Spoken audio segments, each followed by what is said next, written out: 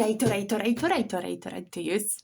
My dear subscribers and the Weibo Bugsy. It's your Glasgow Genuine, as usual. Every Sunday, your Glasgow Genuine. We traffic on it. And the hoops. My green white scarf. So, alright. So, the colours of green and white. So. What's your opinion about the day's match? The day's Celtic match? Pure brilliant, aye. Pure fucking dead brilliant. Pure fantastic. Trip, seriously. I mean, Celtic had hundreds of opportunities, to strike a goal, to score a goal. But anyway, we just won it. And it's the clear and the straight road to the treble. Celtic just won the free straight road for the treble. You know what I mean? You know what I mean? Alright. So, it'll be pure dead brilliant to see Celtic celebrating others Champions title. So, it'll be pure dead brilliant, Do you know that my weekend is a bit fucked up? That's because my laptop is dead. I had to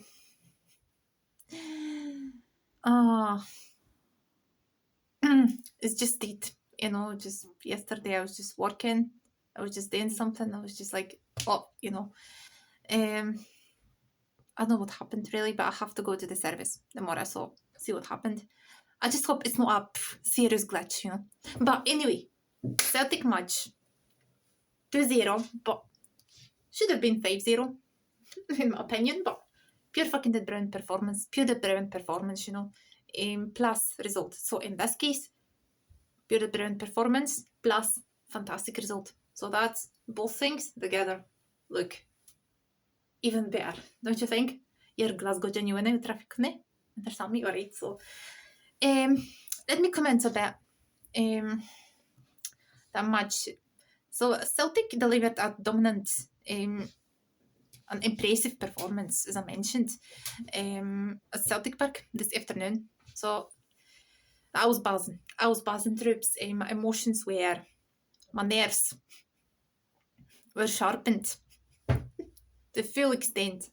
So my performance at Celtic Park this afternoon, as they overcame Hibernian thanks to the goals for deze middag. But Adam Ida to book their place in the Scottish Cup semi-final. So the Celts looked dangerous. They looked very pure dangerous, but for the start, and they fashioned a good opportunity when the first few minutes. And Nicholas Kuhn, absolutely, there's the ball, 6-year ball, where Disney Maida was, as you know, prowling. And the Japanese forward couldn't get a touch on me for Jordan Smith gathered up. So, 7 minutes after, Callum McGregor did a good diving. And they saved the Hibs keeper, so Captain Vicious striking up for its side. The boxing at this destined the bottom corner, so but Celtic are in full command in the opening, but still so much. However, Hibs have shown over the course. Was last month so they carry a threat going forward. Within 18 minutes, please. That shot again at Kieran Bowie versus Celtic penalty area. So, in a pair shot towards goal. How's the Kasper Schmeichel done well? Pure the brilliant one. Kasper Schmeichel again gave out. As I hope the run that was start to grow. That was start to grow. And the game that just disrupted Celtic's rhythm. But again, that come in, fouls, breaking up, they play whatever they could. The hoops, however, continued to try and cut Hibs open. We are just under 10 minutes of the first half and they left to play. But there's made an opportunity to make it 1-0 before the second half. So Rio Hatate is a dangerous ball in this direction. So just vision to control and they carried into the box. That shot drifted whatever the bar. He made no mistake, man. It's just next opportunity. However, I just came at a minute after when that ball to the back of the post with Jeffrey Schlapp found Nicholas Kuhn. Kuhn's effort was saved by Smith, but he also, so as he so often is, Dyson was the first to react to the rebound that slammed the next to 1-0 to Celtic. So in the 45th minute, there's Haddadi who must score a goal this season. But under fight driven towards corner of 25 yards. So. But Jordan Smith got up well. And just tipped at 8-4 bar with a fingertips. So which is under 10 minutes of the second half, man. There's going to produce a moment of magic. Brilliance, as you know. So he carried the ball down the left wing for the, as you know, the halfway lane. But I was leaving Chris Cadden, there was a week and a skip in the box and they got a cable, the keeper able to keep it. So that in the 60th minute, Dyson found himself with another huge opportunity. The score as Nicholas Kuhn flushed the ball. After across the face, not head score that he was up in his favor and incredibly. The ricochet off Dyson, but 2 yards out, they ended up drifting over the bar. So that's my Jeffrey stuff, and I almost scored a goal. I grabbed in the second Celtic goal. 5 minutes after, there's just a chance to get up coming at hoops. So bad was Carling ever crept his way to the postman. As the game wore on, I was just massive trouble in hip support. Started to grow, believe that aside, could grab like equaliser. But no. Celtic has to end match with pure perfection. Man, that's Celtic. They just have to, you know. Our boys in green, they just, they have to end a match with pure brilliance, pure perfection. So that the last goal in the last minute, bad amida. So right that was there a chance to focus their efforts on securing a spot in last four. So Brendan Rodgers made 2 chances with 15 minutes the match remaining. Bringing Luke McGowan and young goal for Callum McGregor and the Jota self-contained, which is for a second goal and second beyond hip. So Young found himself a chance to get the game after 90 minutes. So a good ball, it's a Hibernian back line for Maeda. Days in Maeda, so what Young was in a convincing connection with the ball. So how the results place in the semi-final was made certain in the 91st minute when Adam Ida made it 2-0 after some great work for Luke McGowan to set up the chance. Look, troops, Celtic is on the way on the straight road for the treble at Hampden. So Brendan Rodgers never lost that games at Hampden. So I mean, I think Celtic just will go. I mean, it just got that treble. I mean, they just go for it. They have to go for it. They have to. I mean, there's a clear, straight road for the treble. Celtic got it, I think. But it's a Glasgow derby on 16th of March. Celtic meets zombies. As you know, zombies. Call it Rangers. Zombies again. So, but at Celtic Park, so I hope they smash them. They fucking smash them. They smash zombies on 16th of March as a counter-attack, as a fight back, you know, for what they've done to them in August. September, that was September, I gave me the zombies. I hope Celtic is a bit something like, you know, fade back square go. So Celtic hammer zombies on 16th of March, seriously. Fingers crossed, man. So the new, I'd love to talk about, as I mentioned, the Glasgow's architecture troops, but I start the day with the, so it was the Victorian architecture, but I'd love to start to say that word about it.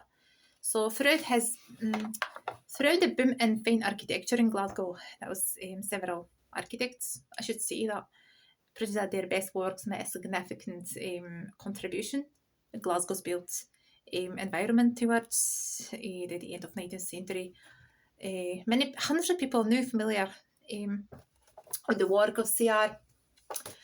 Mackintosh, Cesare Mackintosh, by Alexander Greek Thompson, and there were many individuals, suppose the architectural practices, they enrich the city's built heritage, but many contributed to Glasgow's possession.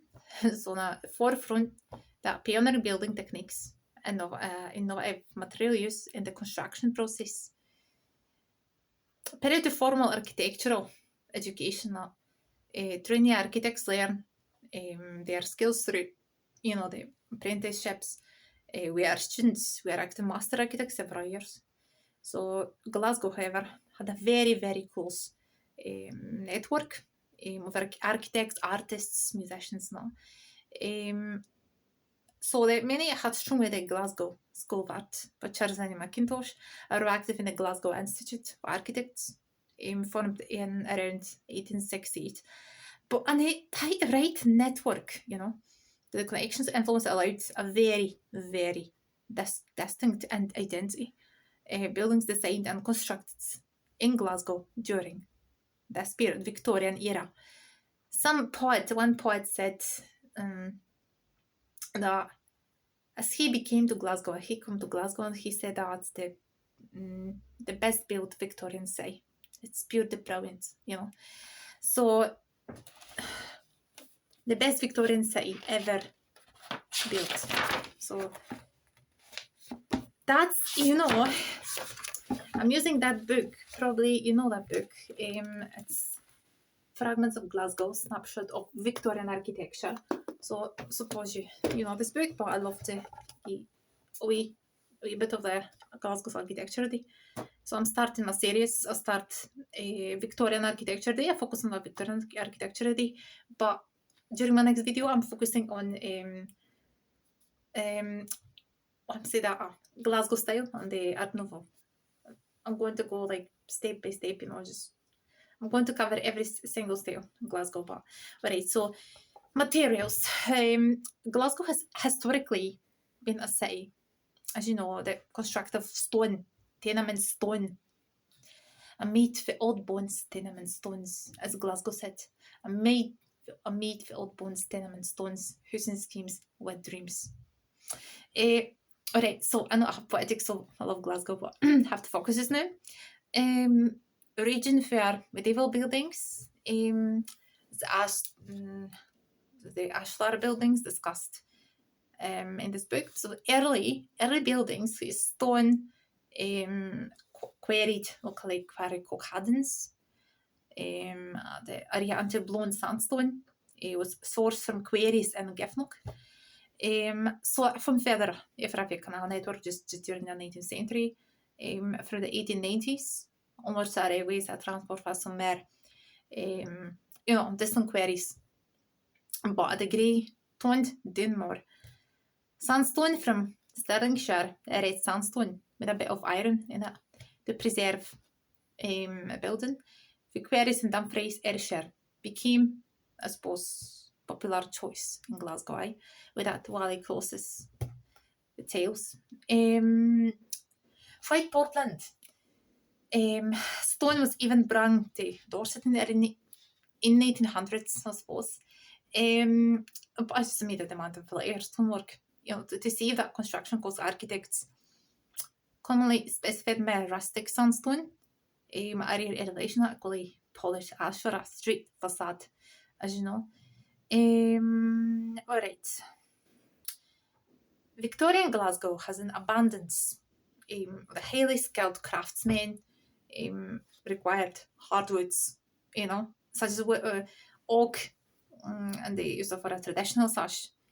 And the case when these frames was imported tropical woods, as you know, were favoured for net carved interiors by wealthiest clients, So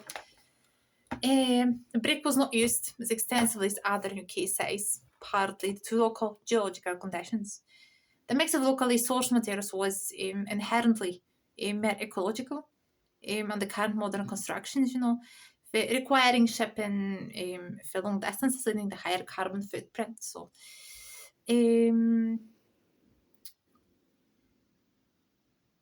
So Glasgow City Heritage Trust has provided traditional building skills training via the Uitscratch program, their conversation grants. So programs from the understanding the care of Glasgow's historic built environment. So construction. So let me take off my scarf, the hoops, just for now. So construction, how that construction looked like during the Victorian era, Victorian Glasgow era, low raised buildings were constructed. So as I mentioned, far from load-bearing masonry, however, commercial clients demanded a larger open plan.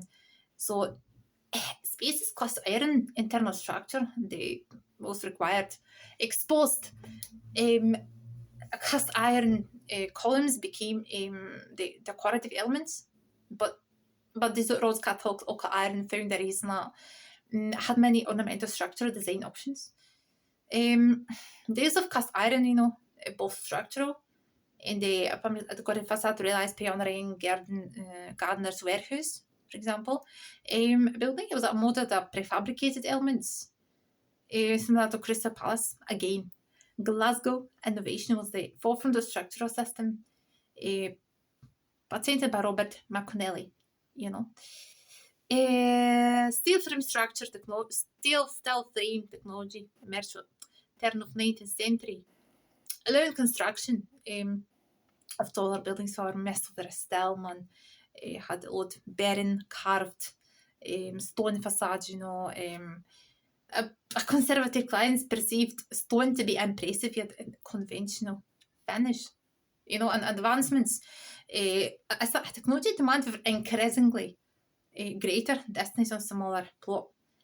Says that a tall, slender elevator topology and complex. So the frames, span panels in the early 1900s paved way for different type of building altogether as Glasgow architects. Alright, so creative collaborations with the Glasgow City Corporation architect John Carrick worked closely to engineer McDonald to produce some excellent public buildings, but plastic structures in Glasgow including the iron glass roofed market halls and Lancaster bridges and the Clyde, Cavan areas. Architect Alexander Greig Thompson also experimented with iron headbacks. Head building in Argyle Street, and through the external expression as was added decorative iron columns, The Glasgow Architectural Society was formed in 1858, and the membership was open of all craftsmen and professionals connected with building industry.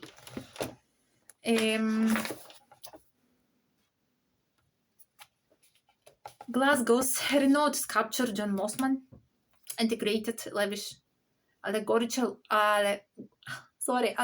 figures in the unique stone carvings, architectural designs by James Sellers, Charles Wilson, and Jane Bernard, John Brown, and Hodge produced their best work during the era, increasingly engaged with architects. Glasgow was at the forefront of use of the cast iron due to the abundance, as you know, the raw material across Scotland's central belt. Local iron foundries work in parallel with Glasgow architects, so the Aberdeen has hiring parents, bespoke projects, and the far inclusion. So they are trade catalogues, Alexander Greig Thompson's designs were complemented. This is iron work with Greek, Egyptian themed motifs with cast iron balustrades, lamp standards were creatively integrated into buildings of wonderful effects, The famous Glasgow style, Art Nouveau, I mentioned, but that's these styles in my next video, right? So, as you know, Glasgow is a fantastic city. Glasgow's pure brilliant. So, as you know, Glasgow developed a textile industry and a significant heavy industry. centre by manufacturers, established a foundry style engineering business during the 19th century. So a network forward-thinking engineers, progress innovations, shipbuilding, maritime engine working around 1870s, There were up to over 20 shipyards in Glasgow, so over 40 cranes. And the response I raised demand to Clyde Navigation Trust. That was opened, Clyde Navigation Trust was established around 1759, It was responsible as a Clyde Port PLC after for building stopcourse crane, I remember, around 1931. So the Queen's Dock, Princess Dock, so each of the giant Eton crane preserved in Finiston, that one's I mentioned. They are around the Govan.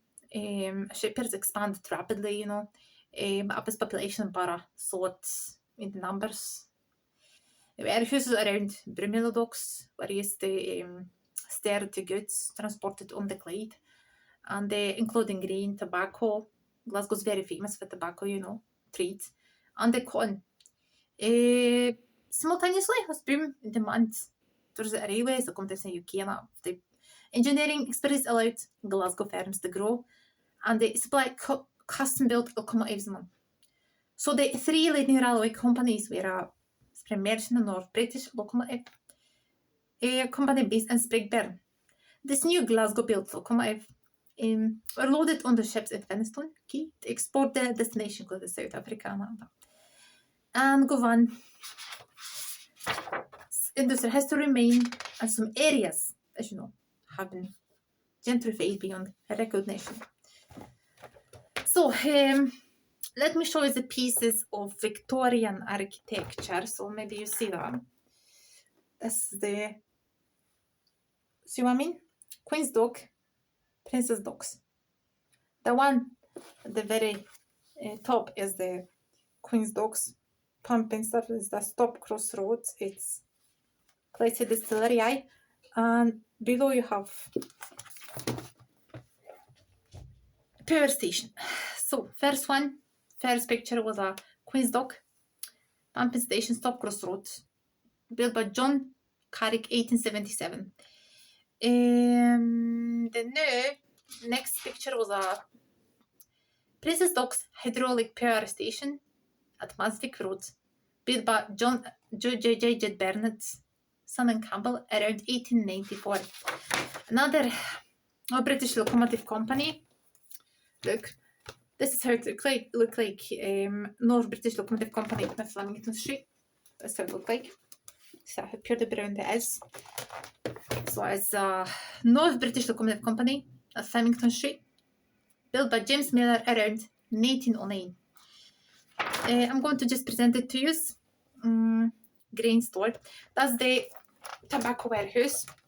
At the very top, here is half tobacco warehouse. At the bottom, the building at the very bottom is the warehouse. So first is tobacco warehouse built by at James Watt Street. It was built by John Baird around 1854. The second building, grain store, as James Watt Street as well, was designed by John Stephen around 1847. Here you have Spears Wharf, Port Dundas. Another pure brown building, see. So, City of Glasgow grain mills was situated here. City of Glasgow grain mills stores at Spears Wharf, Port Dundas, built around 1851. With shipbuilding at Spears Wharf as well. Port Dundas, built around 1866. Look at that, pure brilliant Fairfield shipyard. Do you know what I mean? Pure brilliant. But as I tell you, I have to remind you hundreds of times, man. Fairfield shipyard offices were at Govan Road. Were built by Hanneman and Kepi around 1891. But this imposing red sandstone building was planned to be both functional and impressive as dignitaries and potential clients, Renovated around 2014, but you know, one part is a museum, one part is a still offices closed to the public, you know. But Fairfield Shipyard was a purely brilliant shipyard in Govan in Glasgow, Pride of Glasgow, I should say. But it was really not really called Fairfield, but it was established by Robert Napier, a father of shipbuilding on the Clyde. As I mentioned that in one of my videos, I suppose. But Fairfield was constructed, but not Fairfield again, that wooden shipyard in Govan by Robert Napier around 1841. Then started thriving. It was rebuilt by improved by another pioneer in shipbuilding, John Elder, was called John Elder and Co. around 1864. And then when William Pierce came, so that Fairfield started to grow, and it was called Fairfield Shipyard and Engineering Company. Fairfield Shipbuilding and Engineering Company. Fair 1880s, 1888 now. It's prospering very well. And then was declining because shipbuilding heavy industry in Glasgow started to decline around 1966. So that was Fairfield declined as well. But was restored, as I mentioned, around 2014 and is open to the public, you know. Alright. So this is South Rotunda. As you can see at the top, South Rotunda is situated in Finestone. That Rotunda and that one on the top, the picture is situated in Govan. It was once a Victorian tunnel used for carriages and the it was their cars, no carriages, you know, to cross the Clyde.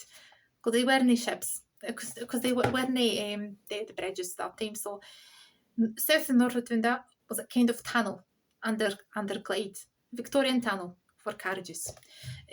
So South Rotunda, they were both built by Simpson and Wilson engineers around 1895. So do you know that is situated in pure charming Ashtonley in Glasgow's West End. So charming it, you know. So that's the bar Strength Scientific Instrument Makers. Was situated at Ashtonley. It was built around 1895. Alright. That's the tobacco pipe factory. It's just situated. I hope it's being restored, but it's situated next to the Barras Market, the very famous Barras Market. So the pipe factory was constructed. Is situated at Bain Street. That was designed by Matthew Forsyth around 1877. Next example is building a Great Western Road. See this? I'll show you. So it's the Cooper's Building at the Great Western Road, designed by Robert Duncan around 1886. Next building I want to show you is Scottish Cooperative Wholesale Society situated at Morrison Street, designed by Bruce and Hay around 1897. So we have the very cooperative with wholesale society, the one here. All right.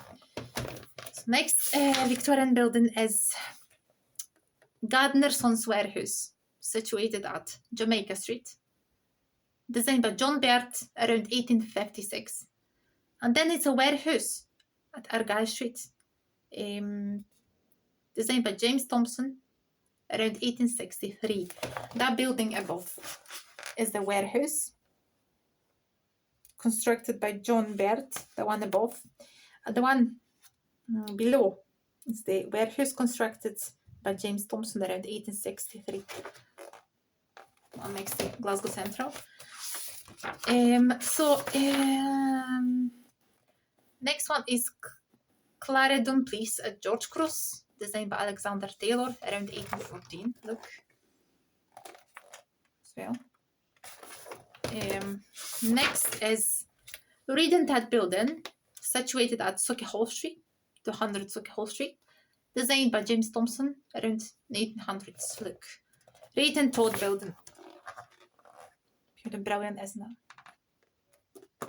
Alright. So next one, I suppose, is Oak Brothers Warehouse at Paisley Road, designed by Bruce and Hay around 1889. Pure brilliant. Aye.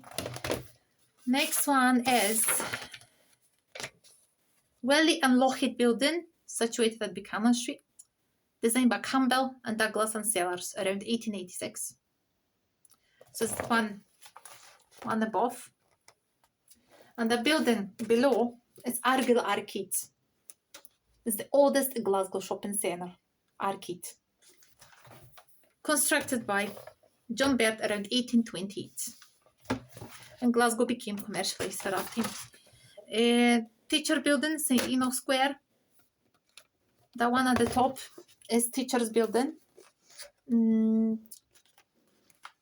Constructed by James Butcher around 1875. And that one below, the building below, is the Cumming and Smith furniture store. Situated at Celtic Hall Street, designed by David Barclay around 1895. Alright. So next is Victorian shop fronts. That's how they look like. Alright. Next one is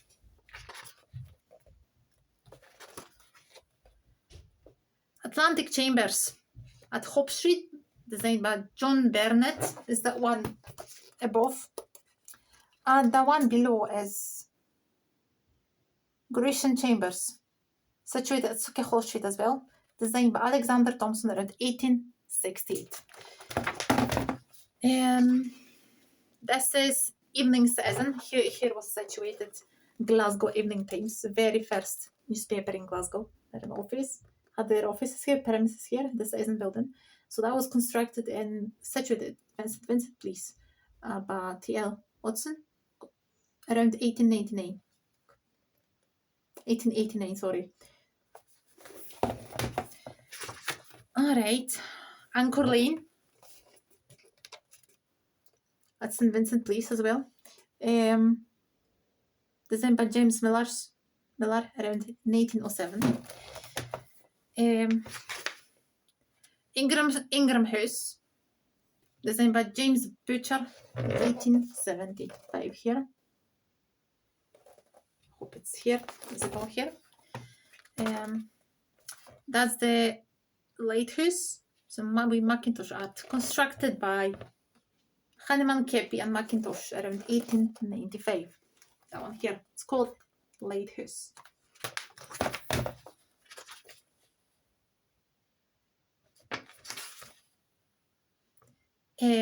The Hat Rack Building, St Vincent Street, designed by John Salmon around 1902.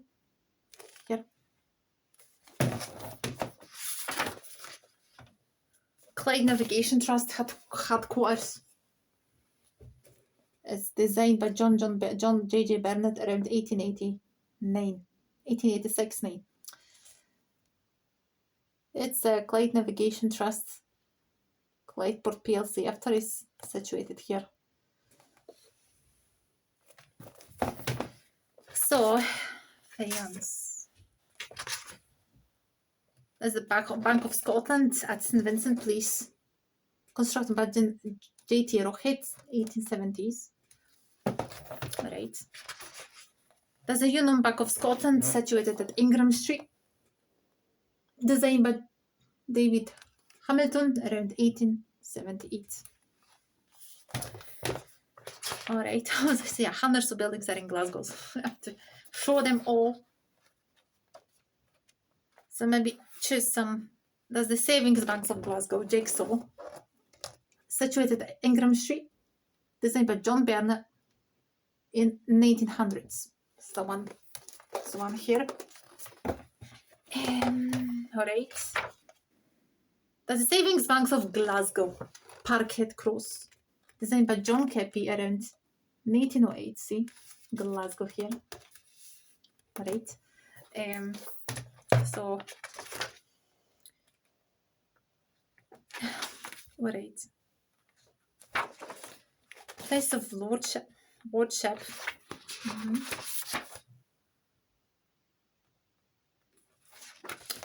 That's the Caledonia Road Church, situated at St Vincent Place. designed by Alexander Greek Thompson around 1856. It's at risk just now. In my opinion, that church should be renovated, restored, like hundreds of Glasgow buildings.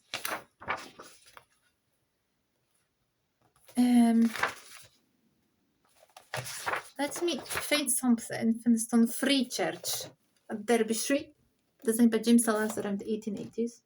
The one here.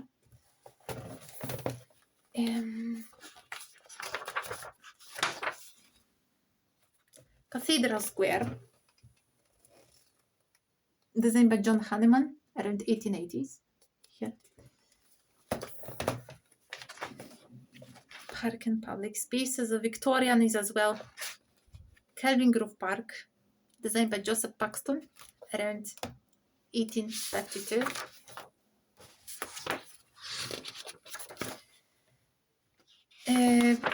As you know, Glasgow necropolis has some Victorian graves in Victorian style, but plus some Celtic crosses, not just that. Alright, housing. The housing in Glasgow, how it look like. Even in Glasgow's parks, Victoria Park, you can find some Victorian elements as well, Victorian buildings, mansions.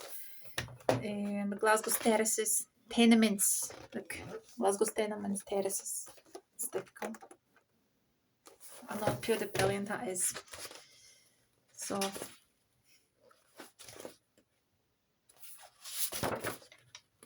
that's the one I'll show you. It's called Charing Cross, St. George's Mansion, designed by Frank Burnett in Boston around 1801. See this? Right. Caledonian Mansions at Great Western Road, designed by James Miller around 1897. Look. Glasgow. My love. Some kind of terraces in Glasgow you have. Look. Crown Circus, Crown Roads, James Thompson, 1858. Pretty brilliant, eh? Next one is Grosvenor Terrace, pretty brilliant hotel, designed by J.T. Rockhead around 1855. It was a great fire here, but then was rebuilt, situated just across the Botanic Gardens. Just across the road, Botanic Gardens. Hundreds of crescents Glasgow has. Vincent Crest Park, Circus, crescents, villas, a lot of villas, Civic buildings. Most specific buildings is Glasgow City Chambers. As you know, the Glasgow City Council is here. That's George Square, situated George Square, designed by William Young around 1888. It was publicly opened in late 1888 by Queen Victoria. The foundation stone to build City Chambers was put around 1882 by Cathedral Provost of Glasgow, John Ure. So Glasgow City Council moved here, the City Chambers, around in April 1987. Alright, so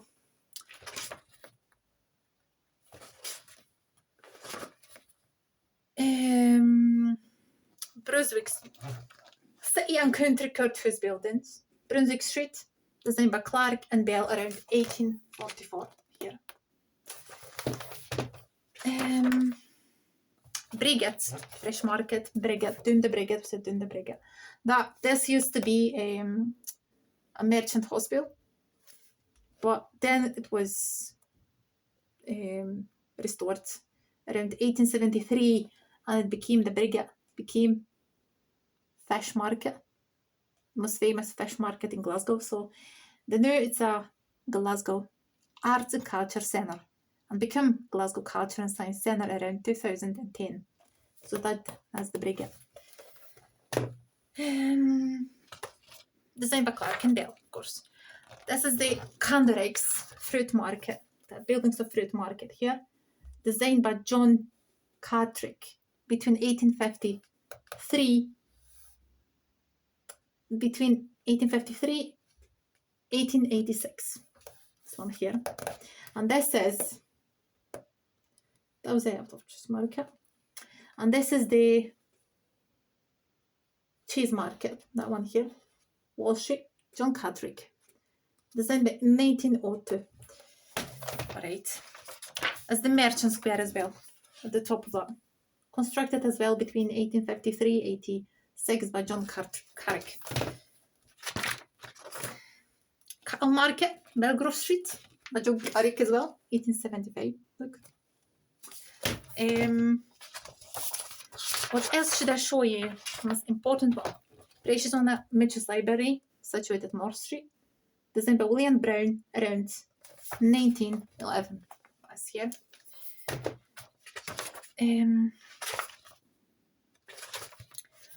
As you know, hundreds of Boozers buildings in Glasgow. There are hundreds of them, troops. Hundreds of them.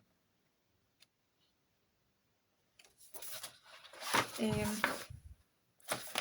have Athenelm Theatre, that one on top of that, at Buchanan Street. Designed by John J.J. Burnett around 1893.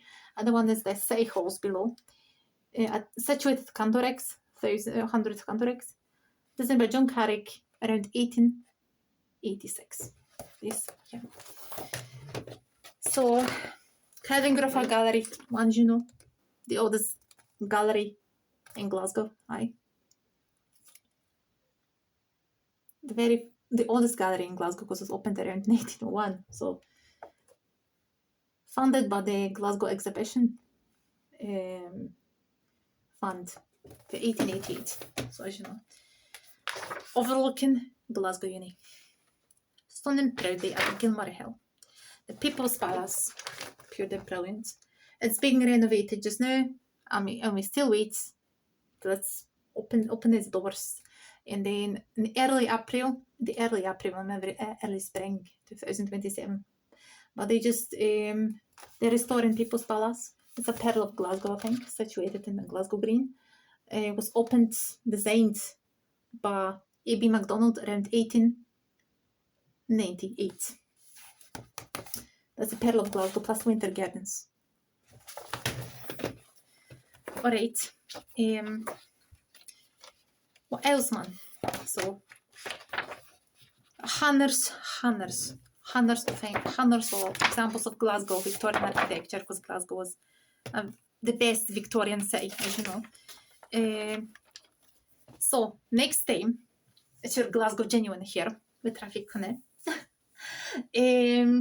Alright, next time I'm going to show you around Glasgow's Art Nouveau styles and Glasgow style.